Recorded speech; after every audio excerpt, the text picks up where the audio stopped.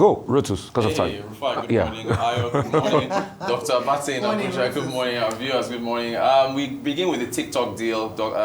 President Trump in the Oval Office signing I really don't understand what this means. He signed an executive order, basically, I think approving the deal to go ahead, but we don't have any details. Meanwhile, he was asked in the Oval Office, this is his style when he signs executive orders. They were asked about the valuation of the company. J.D. Vance, Vice President of the U.S., said it's $14 billion. Take a listen to him. The company will be valued around $14 billion. We actually think this is a good deal for investors, but ultimately the investors are going to make the determination about what they want to invest in and what they think is a proper value. The most important thing is that it does protect Americans' data security. It ensures TikTok is still accessible. And on this question of the algorithm, which we've heard this a lot, what this deal ensures is that the American entity and the American investors will actually control the algorithm. We don't want this used as a propaganda tool by any foreign government. We want to make sure that our people and our investors actually make these decisions based on what's good for their business as opposed to what's good for another government's propaganda arm. So that's what we've done with this deal. This kind of reminds me of Hadi Sirika and Nigeria Air in the Buhari administration, where the government kept saying private sector is doing it, private sector is leading, private sector is leading. And in the end, there were no Chinese representatives in the Oval Office. The rumored Oracle and other folks they were not there. There were no private sector there. No one knows how J.D. Vance got this $14 billion valuation, right? We don't. But see, here's the thing, and I want to mention TikTok Shop for give an example here, because if you listen to him, he said, as far as the algorithm is concerned, we're making sure that the U.S. entities, investors, will control the algorithm. TikTok Shop is one of the most, it is the most profitable and lucrative avenue for creators to make money.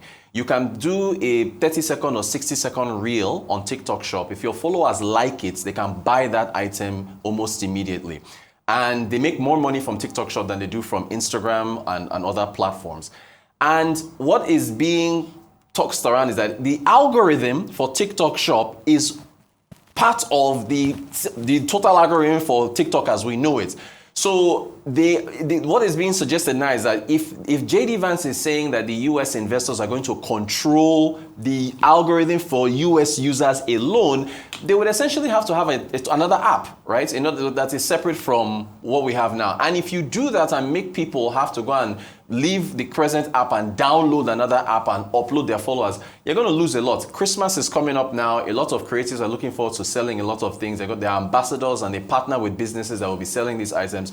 There's no details. So it's looking like the first quarter of 2026 before we'll have any idea of exactly how this deal is going to work. So we'll see. To Nigeria, this happened, I think, earlier in the week, but I didn't get a chance to touch on this. Dr. Bosun Tijani, the Honorable Minister of the Digital Economy, said that at the sidelines of UNGA, the United Nations General Assembly, they released N-Atlas V1 version 1, which is an open source, multilingual, multimodal, large language model, which basically transcribes Yoruba, Hausa, Igbo, and it says Nigerian accented English. So I haven't tested it out, but he put the link out there. Basically, they're trying to allow for indigenous languages to be, as far as communication is concerned, recognized by this AI model. So it is understood that you speak to it and it will be able to transcribe based on your accent and then Yoruba, Igbo, and Hausa. Very good one. Yeah, pretty good one. We'll see how Very good one. Come on, Bosun, you're doing it. Yeah, so, we're talking about welfare yesterday. So it's interesting tweets. I'm surprised you guys didn't take it in your headlines, or maybe we'll pick it up. So the governor of Akwa Ibom presented some brand new Land Cruisers to former deputy governors of Akwa Ibom State as a token of appreciation for their years of service and sacrifice. He says, that's Governor Umo Eno, or Pastor Umo Eno, says that dedication has helped shape the state's progress, and it's only fitting that they enjoy comfort as they continue to share their wisdom with us. Thank you for your service. So the thing is, the image that he tweeted, there's only 6 of them there. We don't know how many in total, but if you assume 10, they are spending about 900. One of them is about $115 million or so. Using the exchange rate, you're looking at anywhere from almost $1 billion naira, right? However, I went to dig into Akwa Ibom's fiscal performance, right? According to budgets, And it's actually not bad. So if you look here, right, overall fiscal performance, this is 2024 looking at their performance in 2020 from budget. If you look at the top there, it says Akwa Ibom is ranked #1 for debt sustainability in Nigeria. And that is because most of their debt is in Naira. Very little of it is in dollars. Also, if you look at their internally generated revenue, 43 billion, it has risen by 170% since 2022. And if you take a look, I think we'll have a second slide on their fiscal performance.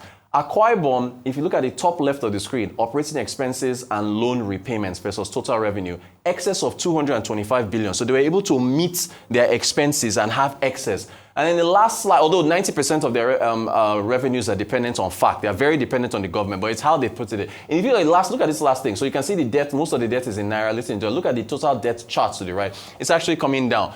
So based on proper fiscal performance, he can afford to. I'm asking, right? Or is it the optics? So that's our update for today. I hear no chart, but based on it's not justified. You know why? The optics? Because you see, you are shipping that money out to Japan. They are innocent. They are not cars you could have bought and keep that money here in Nigeria and create jobs here in Nigeria, but you're shipping it out. That's exactly what is happening in America, where they're undervaluing TikTok. Forbes values TikTok at over 100 billion. Look at what Trump is doing. Sending it to right-wing people. I mean, there's so much that we do have Governor Umo Eno, Pastor Umo Eno as our guest, for an exclusive chat later on today. So maybe he'll be speaking about this. So stay tuned. Very shortly, we will be showing our own audio play, sat down with the governor of Akwa Ibom and had a very detailed conversation, and hopefully we'll bring that to you in the next few minutes.